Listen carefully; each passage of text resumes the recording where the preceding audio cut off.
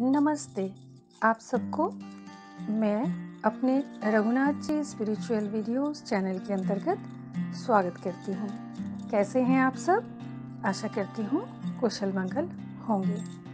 सबसे पहले मैं आप सबको, जो भी मेरे चैनल के सब्सक्राइबर्स हैं, जो मुझे अक्सर कमेंट सेक्शन में अभिवादन करते हैं एवं प्रभु श्री राम से संबंधित आध्यात्मिक विषय से संबंधित विषयों का उल्लेख करते हैं, मैं उन सबको तहे दिल से धन्यवाद देती हूँ। सबका बहुत बहुत मैं अभिवादन करती हूँ। श्री राम नवमी का परम पवित्र उत्सव 21 अप्रैल को मनाया जाएगा।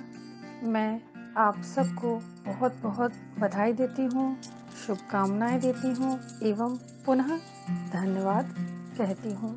इसी तरह आप सब मेरे चैनल से स्नेह संपर्क अवश्य बनाए रखें। आज का विषय है, क्या भगवान श्री रामचंद्र आदर्श शत्रु थे? मेरा यह विषय और यह शीर्षक सुनकर आप लोगों को आश्चर्य लग रहा होगा कि भगवान श्री राम और शत्रु, एवं वह भी आदर्श शत्रु, यह कैसी बात हो गई? वे तो मर्यादा पुरुषोत्तम श्री राम हैं। बिल्कुल सही आपने सोचा है। मेरे इस शीर्षक का अन्यथा अर्थ ना लें। मेरा कहने का अर्थ कुछ रहस्यात्मक है। भगवान श्री रामचंद्र जी का व्यक्तित्व इतना निर्मल, इतना पावन और इतना आकर्षक है कि उन्हें देखकर, उनकी आंखों की ओर देखकर, उनके चरित्र का वर्णन सुनकर मन मोहित होता है, शांत होता है। यहाँ मैंने उन्हें आदर्श शत्रु इसलिए कहा, उनके साथ तो ऐसी कई घटनाएं घटी हैं जो कि उनके आदर्श शत्रु होने का प्रमाण देती हैं, परंतु यहाँ मैं एक विशेष घटना को उल्लेख करना चाहूंगी। जब रावण और श्री राम में युद्ध हो रहा था, रावण के ज्येष्ठ पुत्र मेघनाद, उनकी जब मृत्यु होगी तो उनका जो मृतदेह था वह श्री रामचंद्र जी के खेमे में था। रावण के लिए यह शत्रु का खेमा था। अतः सुलोचना बहुत चिंतित हुई, रोने लगी कि अंतिम संस्कार के लिए वे अपने पति का शव कैसे श्रीलंका ले आए, अपने घर पर ले आए। उनका यह रोना बिलखना देख उनके ससुर जो रावण थे, उन्होंने कहा, चिंता मत करो, तुम जाओ और श्री राम के खेमे से अपने पति मेघनाद का मृतदेह ससम्मान लेके आओ। परंतु रावण के उस सभा में अनेक अन्य और भी ज्ञानी उपस्थित थे। यह सलाह सुनकर उन्होंने इसका प्रतिरोध किया और कहा कि शत्रु के खेमे में आप सुलोचना को भेजना चाह रहे हैं? वह आपकी पुत्र वधू है। आपने जब श्री राम की पत्नी सीता जी को अपने यहाँ बंधक बना के रखा हुआ है और श्री राम से शत्रुता मोल ली है, तो यह सब जानते हुए भी आप कैसे अपनी इस विधवा असहाय पुत्र वधू सुलोचना को अपने शत्रु के खेमे में भेजना चाह रहे हैं? परंतु यह सब कुछ सुनने के बाद भी शिव भक्त रावण ने, महाज्ञानी रावण ने कहा, भले ही श्री राम मेरा शत्रु है, परंतु मैं अच्छी तरह जानता हूँ कि वे ऐसा कोई भी काम नहीं करेंगे जिससे उनकी मर्यादा भंग हो। सीता जी को मैंने अपनी वाटिका में लाकर रखा, यह मेरा कृत्य था, ये रावण का कृत्य है, परंतु मर्यादा पुरुषोत्तम श्री राम का कृत्य ऐसा नहीं है।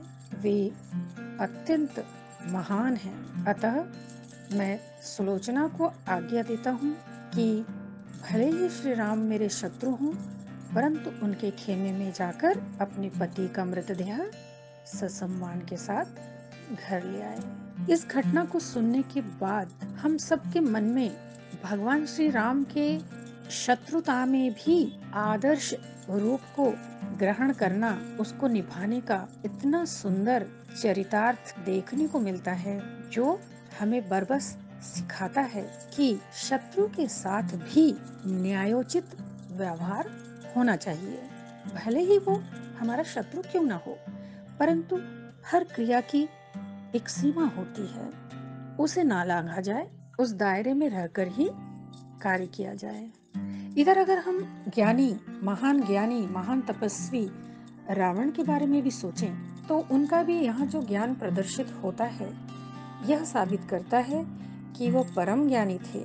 वे शिव भक्त थे और भगवान शिव के पास से उन्होंने इतनी शक्ति, इतनी क्षमता प्राप्त कर ली थी, जिसका वे दुरुपयोग करने लगे थे। क्यों? क्योंकि उनमें अहंकार का बोध अत्यधिक रूप से जागृत हो गया था और इसी अहंकार की वजह से उन्होंने अपनी जो अच्छाई है, अपना जो सद्गुण है, उनका सही प्रयोग नहीं किया और वे रावण कहलाए, शत्रु कहलाए। यह बहुत ही रहस्यात्मक विषय है। दोनों योद्धाओं, दोनों राजाओं, दोनों ज्ञानियों का उच्च कोटि का संपर्क, उच्च कोटि का क्रियाकलाप, उच्च कोटि का व्यवहार हमें बहुत कुछ सिखाता है कि अगर कोई शत्रु हो भी तो उसकी मर्यादा भी है, उसका हमें ख्याल रखना चाहिए। इसीलिए ही मैंने कहा था, भगवान श्री राम भले ही रावण के शत्रु माने गए, परंतु उन्होंने बहुत प्रयास किया था कि यह युद्ध ना हो। रावण की हठ धर्मिता, जो कि उसके अहंकार का ही एक रूप था, बाध्य कर दिया इस युद्ध को फलीभूत होने के लिए। परंतु फिर भी भगवान श्री राम अपनी मर्यादा पर कायम रहे। इसीलिए ही वे मर्यादा पुरुषोत्तम राम कहलाते हैं। आशा करती हूँ आज का यह विषय आप लोगों को अच्छा लगा होगा। तो बस आज इतना ही। आप सबको बहुत बहुत धन्यवाद एवं रामनवमी की बहुत बहुत शुभकामनाएं।